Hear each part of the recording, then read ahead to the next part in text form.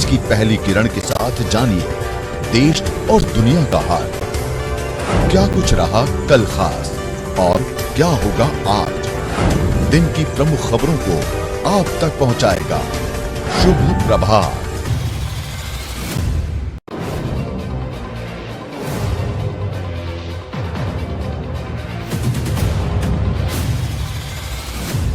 अमरिया क्षेत्र में आग की घटनाएं रुकने का नाम नहीं ले रही हैं। गांव बख्शपुर के खेतों में शुरू हुई आग कुछ ही देर में क्षेत्र तक फैल गई। आग का रुख मॉडर्न स्टोन क्रशर के परिसर में खड़े ट्रकों की ओर देख खलबली मच गई। दमकल की टीमों के पहुंचने से पहले ही आग ने वहां खड़े 5 ट्रकों को अपनी चपेट में लिया। सूचना पर उत्तराखंड व पीलीभीत दमकल विभाग की तीनों गाड़ियों ने कड़ी मशक्कत के बाद आग पर काबू पाया। इस अग्निकांड पर 5 ट्रक और 1000 बीघा नरई जल गई। ग्रामीणों के मुताबिक करीब 3 बजे अमरिया क्षेत्र के गांव बख्शपुर के खेत में खड़ी नरई में अचानक आग लग गई। तेज हवाओं के चलते कुछ ही देर में आग ने विकराल रूप ले लिया। मॉडर्न स्टोन केसर की बाउंड्री में आग पहुंच गई। वहां अंदर खड़े 6 ट्रकों को आग ने अपनी चपेट में ले लिया। स्टोन क्रशर के कर्मचारियों ने कड़ी मशक्कत कर एक ट्रक को जलने से बचा लिया, मगर तब तक 5 ट्रक जल चुके थे। स्टोन क्रशर के मैनेजर दीपक पांडे ने बताया कि खेतों की आग को क्रशर की ओर जाता देख पुलिस व दमकल विभाग को फोन करके 1.5 घंटे के बाद दमकल की गाड़ियां मौके पर पहुंची। पहले उत्तराखंड के दमकल विभाग की टीम ने पहुंचकर ट्रकों में लगी आग को बुझाना शुरू किया। इसके बाद पीलीभीत की दमकल विभाग मौके पर पहुंची और संयुक्त रूप से आग पर काबू पाया, लेकिन आग बुझाने तक 5 ट्रक जल चुके थे। ट्रकों के स्वामी ने बताया कि उत्तराखंड की नदी से स्टोन क्रशर के लिए रेत आता था। सभी ट्रकों को धुलाई कराने के बाद स्टोन क्रशर की बाउंड्री किनारे ट्रकों को खड़ा करने के बाद चालक घर चले गए थे। इस दौरान खेतों की नरई में लगी आग ने ट्रकों को अपनी चपेट में ले लिया। हालांकि पुलिस इस मामले की जांच में जुटी हुई है। सितारगंज से वीएन न्यूज के लिए दीपक भारद्वाज की रिपोर्ट। यहाँ पर आया सुबह तो मैंने देखा, ड्राइवर बोले कुछ नहीं बच रहा है, गाड़ियाँ खड़ी कर दो। और नवंबर से गाड़ियाँ यहाँ चली रही थी। उसके बाद गाड़ियाँ हमने कल धो धा के यहाँ खड़ी कर दी। खड़ी करने के बाद करीब 1-1:15 बजे के टाइम हम लोग घर चले गए। फिर 3-3 बजे फ़ोन आता है कि आपकी गाड़ियों में आग लग गई। तब हम भागते हुए चले आए। गाड़ियाँ जब देखा तो सब जल रही थी, आधी पड़ती जल चुकी थी। यहीं चलती थी सन 2011-12 से, जब से ये क्रेशर बना है, जब से मैं यहीं चलाता हूँ सारी गाड़ियाँ। सारी क्रेशर कहीं जाता ही नहीं हूँ। हमें वहाँ से जो हमारे स्टाफ के आए थे यूपी से, उसने सूचना दी थी हमारे सीओ साहब को। उसके माध्यम से फिर हमें सिटपुल से हमें सूचना मिली थी। जैसे हमें सूचना मिली उसके बाद हम लोग गए हैं। हमारे जाने तक तो ट्रक में आग लगी थी। फिर मैं था, मेरे साथ जितने लड़के थे, हम लोगों ने वो मेहनत करके काम करके फिर उसके बाद दोबारा पीलीभीत से गाड़ी आ गई थी। उसके बाद पानी ख़त्म होने के बाद फिर दोबारा ये जो आग लगी है आपकी जंगल खेतों में जो आग लगाई थी देहातों वालों ने, उसके माध्यम से लगी है। अब जब उनसे पता करा वहाँ मालिक से, तो कह रहे थे कि ड्राइवर गाड़ी खड़ी करके चले गए हैं। और बाकी ये जो नुकसान के बारे में तो कुछ नहीं पता। 3 गाड़ियों का तो इंश्योरेंस है बता रहे हैं, 2 का वो नहीं है। ये चलती थी नंदौर, उसमें ये जो चोरगलिया नंदौर का है उसमें चलती थी भैया। अब बाकी नुकसान मेरे ख्याल से फायर रिपोर्ट यूपी वाले भी भरेंगे, हम लोगों के यहाँ भी से भी भरी जाएगी।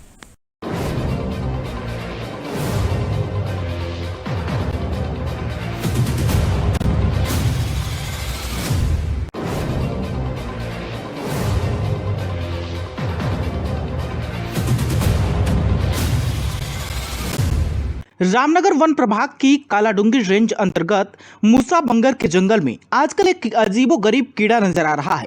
ये कीड़ा पेड़ों पर जाल जैसा बुन रहा है। वहीं ये पेड़ों को दीमक की तरह खोखला कर सकता है, जिससे पर्यावरण को नुकसान पहुंच रहा है। साथ ही दूसरी ओर इन कीड़ों की वजह से बाइक सवार राहगीरों को भी परेशानियों का सामना करना पड़ रहा। ये कीड़े जाल बनाकर रोडों में लटक रहे हैं। साथ ही ये कीड़े हरे पत्तों को खाकर हरियाली को भी नष्ट कर रहे हैं।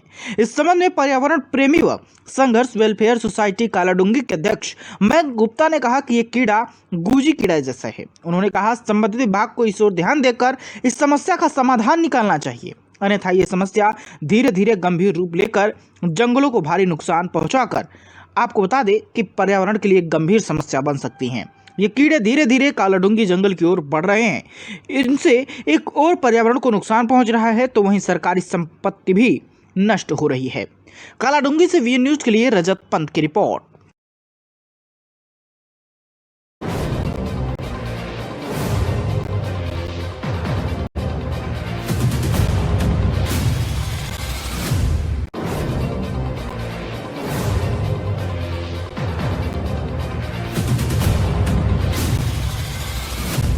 लालकुआं वार्ड नंबर 2 निवासी किराना व्यापारी की पत्नी की संदिग्ध परिस्थितियों में मौत हो गई।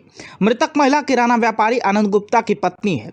इधर मृतका की मौत के बाद उसके मायके वालों ने मृतका के पति आनंद गुप्ता और ससुर ओम प्रकाश गुप्ता व सास पर हत्या का मुकदमा दर्ज कराया है। वहीं पुलिस ने 302 का मुकदमा दर्ज कर लिया है। फिलहाल पुलिस मामले की जांच में जुटी है। बताते चले कि लालकुआं के वार्ड नंबर 2 निवासी किराना व्यापारी आनंद गुप्ता की 42 वर्षीय पत्नी की शनिवार रात्रि संदिग्ध परिस्थितियों में मौत हो गई।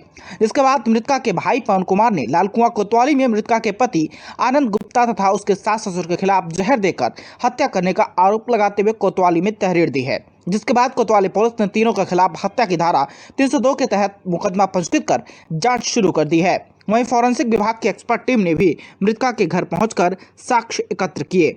इधर लालकुआं पुलिस क्षेत्राधिकारी शांतनु पराशर ने कहा कि महिला की संदिग्ध अवस्था में मृत्यु हुई है, जिसके बाद मृतका के शव को कब्जे में लेकर पोस्टमार्टम कराया गया है। वहीं मृतका के भाई की तहरीर पर उसके पति और सास ससुर के खिलाफ 302 का मुकदमा दर्ज कर लिया गया है। फिलहाल मामले की जांच की जा रही है। उन्होंने कहा कि पोस्टमार्टम रिपोर्ट आने के बाद ही आगे की कार्रवाई की जाएगी। लालकुआं से वीएन न्यूज के लिए सुमित रॉय की रिपोर्ट। पोतियों को उन्होंने बुलाने वाली, मेरी बहन का घर है, मैं तो आऊंगी। तो मैंने कहा, कह रही कि वो ऐसी थी वैसी थी। मैंने कहा वो जैसी भी थी, अगर वो खराब थी तो हम उनको तलाक दे देते, घर से निकाल देते। तो कहने कि हम तलाक कैसे दे देते, आप तो उनको सब धन दिलवा देती, और अगर उनको धन दिलवा देती तो हम क्या सड़क पे आ जाते, हम तो ऐसा काम करेंगे ही नहीं। हाँ, उसकी बहन जब भी आती थी घर में, ये अर्चना आती थी या अनीता आती थी, तो इनके घर में उसी दिन लड़ाई शुरू हो जाती थी। रात को वहाँ कोतवाल साहब के यहाँ जाकर के अपनी एफआईआर दी। एफआईआर में हमने जो है इनके नाम खोले। जब तक हमें ये मालूम नहीं था कि इनकी बहन आई हुई है। वो जब हम इनके घर को रात को पहुँचे तब हमें जाकर हमने देखा तो इनकी जो बहन थी वो हमारी बहन का जो कमरा था उस कमरे को साफ कर रही थी, और इन्होंने हमसे कोई भी सही जवाब हमें देने की उचित व्यवस्था नहीं मानी। हमें सूचना प्राप्त हुई थी परसों रात को कि एक महिला की संदिग्ध परिस्थितियों में मृत्यु हुई है। इस संबंध में क्योंकि संज्ञेय अपराध की एक एप्लीकेशन दी गई थी, इसमें तुरंत कार्रवाई करते हुए मुकदमा दर्ज कर लिया गया तथा जो बॉडी है उसको पीएम के लिए भेज दिया गया है। ये जो घटनास्थल का निरीक्षण तथा एफएसएल टीम द्वारा जो भी इनपुट आते हैं उसके हिसाब से विवेचना में आगे कार्रवाई की जाएगी। इसमें घटनास्थल की जो फोटोग्राफी है, क्योंकि बॉडी तो पहले ही चली गई थी, तो घटनास्थल की जो फोटोग्राफी है तथा अन्य जो चीज़ें हैं इसको एफएसएल टीम द्वारा इंक्लूड किया जा रहा है।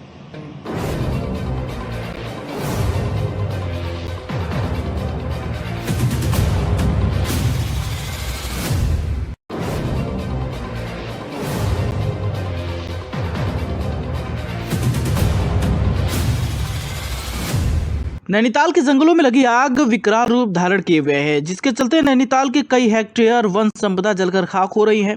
जंगलों में आग लगने की घटनाओं में सबसे ज्यादा नुकसान जंगल में रहने वाले वन्य जीव जंतुओं को हो रहा है।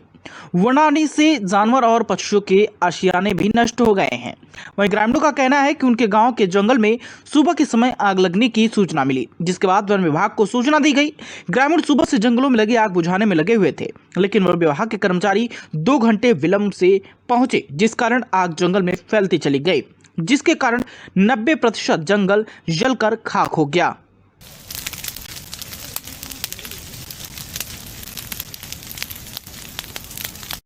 मेरा नाम हरेंद्र गोस्वामी। गोस्वामी जी, जंगल जल रहे हैं, किस तरह आग बुझाने के लिए स्थानीय लोग जुटे हुए हैं? स्थानीय लोग अपने अपने स्तर से सभी यहाँ पर हैं, पूर्ण सहयोग में हैं। जंगल में आग लगी पड़ी है, वन विभाग टाइम से चेता नहीं है, बड़ी देर में पहुँचा है। सुबह 7 साढ़े 7 बजे के बाद लोग आए हैं और हम सुबह करीब 2 बजे से इस जंगल में आग बुझा रहे हैं। कितना नुकसान हुआ अभी तक? नुकसान बहुत ज़्यादा हो गया है। करीब हमारी जितना भी क्षेत्र है उसमें 90% जल चुका है।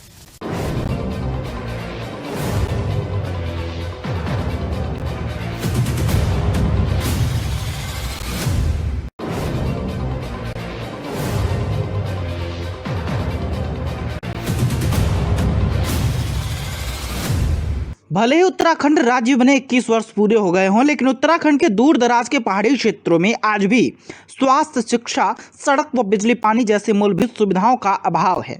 ऐसा ही एक मामला भीमताल विधानसभा के मतलुआ ताल से सामने आया, जहां पिछले कई दिनों से बीमार युवक को अस्पताल तक पहुंचने के लिए स्थानीय युवक ने बीमार युवक को चारपाई में बिठाकर बारी बारी से चारपाई को कंधे पर रखकर ऊबड़ खाबड़ पगडंडियों के रास्ते पर 5 किलोमीटर पैदल चलकर मोटर मार्ग तक पहुंचाया, जहां से बीमार युवक को गाड़ी से हल्द्वानी हॉस्पिटल में भर्ती कराया गया।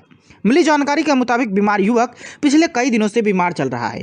जब युवक की सेहत ज्यादा बिगड़ने लगी तो गांव के युवकों ने एकजुटता दिखाते हुए बीमार युवक को अस्पताल ले जाने का निर्णय लिया, जिसके बाद उन्होंने उसे चारपाई के सहारे बारी बारी से पैदल 5 किलोमीटर मोटर मार्ग तक पहुंचाया। नैनीताल से वीएन न्यूज के लिए दीपक कुमार की रिपोर्ट।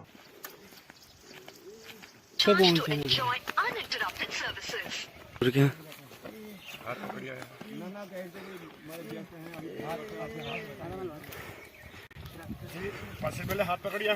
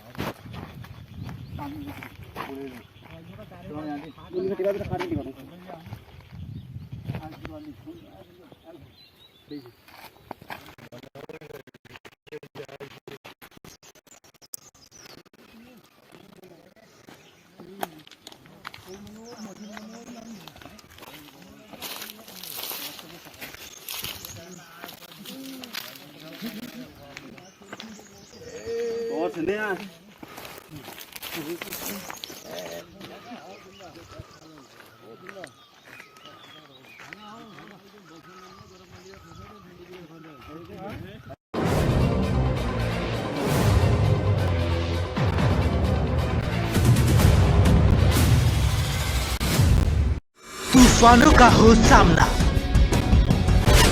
यह खराब हो हालात, 365 दिन 24 घंटे, हर पल हर वक्त करने आपको खबरों से रूबरू।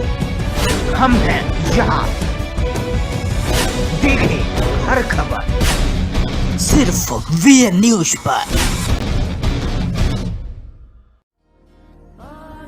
आजादी सन 1947, उम्मीदों की आजादी। लेकिन आजादी के मायने कुछ बदल गए हैं। भ्रष्टाचार, भूखमरी, गरीबी, बेरोजगारी, रिश्वतखोरी, लूटपाट। क्या यही है हमारे सपनों का देश, जो कभी सोने की चिड़िया कहलाता था? बदलाव लाना होगा,